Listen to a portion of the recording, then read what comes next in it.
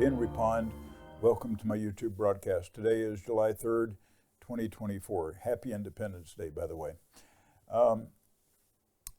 Inflation data has been coming down. Inflation is coming down. And it is still going up, but the target is 2% according to the Fed. Their target is 2%.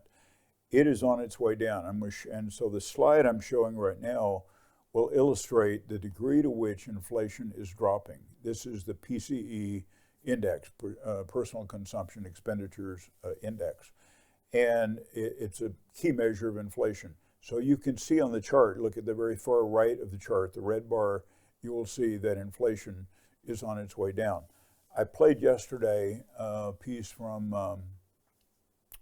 Tom Lee from Fundstrat, and he said, he said actually, inflation is dropping like a rock.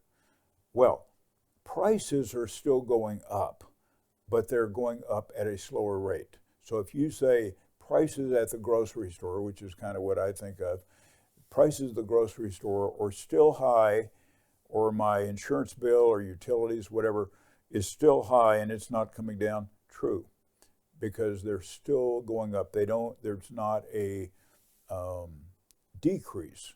It is an increase at a slower rate. So I'm just putting that out there for your information. That's my opinion, and it's what I'm picking up from others, this chart for one, and Tom Lee from Fundstrat as another. Okay, now I want to get into the dashboards, and you can see that the yellow box here is last week. The pink box is year to date. Mostly these are the major indexes. The top 6 are the equity indexes, and the 7th one is the bond index, or ETFs. And most of them were negative, not by a lot, but by a little bit. A couple were positive. Bonds went back down. Why did they go back down? Because interest rates and perceived bond yields are going up. So the price of bonds tends to move in an inverse direction from the yield. In the pink box, you can see the year-to-date numbers. So the top 2 indexes are the NASDAQ and the NASDAQ 100 and the S&P 500, and they are by far the strongest performers. And then you drop on down to the Russell 2000, the Dow Industrials, emerging markets, and underdeveloped markets. And those are had gains, but much less gains. The TLT, the long-term government bond, 20-year government bond ETF, is negative for the week by quite a bit, 2.32%, and year-to-date 7.18. It kind of sits by itself, but in my opinion, not providing much protection from equities. So if you have a buy and hold portfolio with, some mixture of equities and some mixture of bonds, it is entirely possible that here we are 6 months into the year and you have seen very little change, maybe even negative, but seen very little change in your portfolio. So that I think is the typical portfolio, maybe up 1, 2, 3, 4% for the year. My opinion, that's probably common. When you take the S&P 500 and you break it down to its 11 sectors, the component parts of the S&P 500, you get this. These are these 11 sectors, from the best performer in the pink box at the top all the way down to the worst performer at the bottom. The yellow box, again, gives us last week. Most of those have been negative. There were, let's see, telecommunications was positive. It's been very negative this year, but it was positive for the week. And then energy was positive and real estate was positive. So To the right, the pink box shows that technology was by far the best performer. That's the one on top. And then it goes down from there. And the couple at the bottom, which is real estate and telecommunications, they were negative. To the far right, you see the ones by green dots and red dots, the ones that were above their 20-day moving average or below it, green or red. And there were 30 out of 44 that were above their 20-day moving average, compared to 35 the previous week. So a little bit more negative from that perspective. When you look at the S&P 500, this is the view for 24 months. So you can see really the direction. I put a black arrow on there just to show you that the direction of the S&P 500, with the exception, a couple of small exceptions, by and large, the S&P 500 has been, the broad market has been rising quite a bit for the last couple of years. So not much change for this past week, maybe slightly negative, but generally speaking, the 2-year view looks like this. When I take it and put it into a candlestick chart and break it down to 9 months instead of 24 months, this is what it looks like. So you can see a couple of periods of time where there is a pullback represented by the red, the red candlesticks. But other than that, look at all the ones that are kind of hollow or blank. Those are the ones where it starts here and goes up here during the week. So very positive. At the very far right is candlestick, but it's not, it's neither one. It's kind of started and ended about the same place. When I compare the NASDAQ 100 to the S&P 500, again, a 24-month chart, this is relative strength. So I'm making the NASDAQ 100, the strongest index, the numerator. I'm making the S&P 500 the denominator. So when it goes up, that favors technology-weighted NASDAQ 100. When it goes down, it favors the S&P 500 broad market. And you can see where that's been in the last 24 months. Again, I show the trend of that with a black arrow. Then I reverse these, just the exact same thing. I just make the S&P 500 the numerator and the NASDAQ the denominator, just to show you what that looks like on a relative strength basis. So you can see the degree to which the S&P 500 has underperformed the NASDAQ 100. In the S&P 500, there are two types of stocks, growth and value. SPY-G, the ETF SPY-G, and the ETF SPY-V.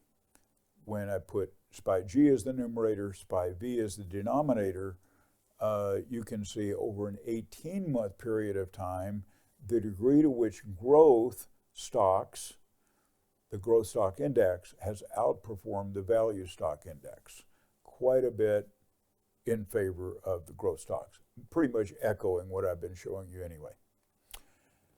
Then I compare the S&P 500, which is the largest 500 companies, compare that to the Russell 2000 small cap index, the 2,000 smallest companies, and relative strength. And you can see the degree to which large companies have outperformed small companies over an 18-month period of time. And there are some ups and downs to it, but by and large, in an 18-month period, large companies have outperformed small companies. We talked about this earlier in the first slide. The long-term government bond ETF, TLT. This is an absolute chart, not a relative strength chart. You can see the degree to which that has dropped over that 54-month period of time. So that's 4.5 years. You can see at the very far right You see that at the bottom right, you see that drop down. That is that loss this past week. So it is still in a period of decline, causing trouble for buy and hold portfolios, 60-40 portfolios, any portfolio with bonds in it, etc. The dollar, the US dollar, continues to rise.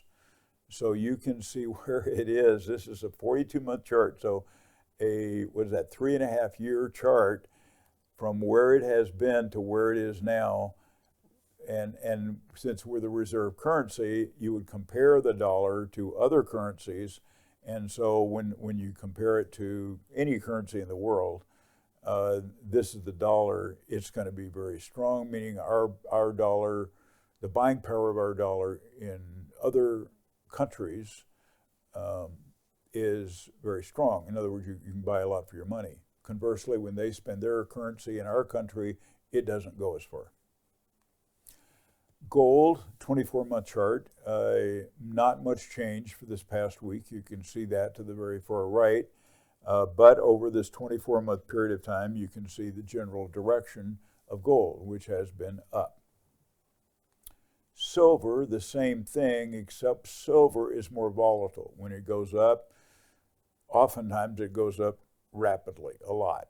But then when it doesn't, when it falls more rapidly. So in a 24-month period of time, yes, silver has gone up, but it's been a rougher ride, I think, than gold. When I compare the two, making silver the numerator, I didn't put an arrow on this because there is no clear pattern. It just goes up and down a lot. But in general, I guess you could say over a 2-year period of time, silver has outperformed gold. But again, a pretty rough ride. Bitcoin continues to be in a decline. It has declined since about March or April. It's been generally in a period of decline. It's now broken down below the 20 period moving average. And in our Bitcoin model, we have been out of the market a fair amount during this decline, and we are still sitting in money market waiting for it to take another run up, but it doesn't seem to be ready to do that yet. Volatility index, now I put the mark on the far right of this chart at 24, which is my opinion of where volatility, above that number, when it goes from the bottom up above that, crosses above that black line, that is usually, it is entering a period of higher volatility. From where it is now, around 12 up to 24, we will enter a period of volatility in that period as well, but it gets to a much higher level of volatility above 24. But here we are at 1244, a pretty low level for the volatility index. Asbury Research does 6 metrics for the market. 5 are positive, 1 is negative. So last week there were 2 negative, and now it's gone down to 1. Even though there were a number of indicators that the market was a little more negative than positive this week, it took Asbury went down to one negative instead of 2. So cross-asset relative performance, comparing one asset to another. So measuring in the last 3 columns, measuring weekly, monthly, and quarterly. The ones that are doing the strongest are stocks, doing better than bonds, high beta, high volatility, better than low volatility. The broad market, the S&P 500, doing better than the blue chips, the Dow Industrials. Technology doing better than the broad market, which is NASDAQ 100, doing better than the S&P. And growth is doing better than value. And government bonds are outperforming corporate bonds.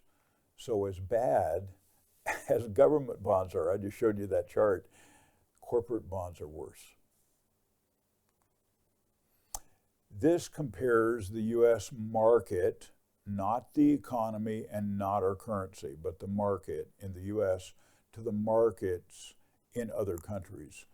And you can see indicated by the last three major columns, you can see the countries that we outperform, and the two that have outperformed us are Taiwan and India.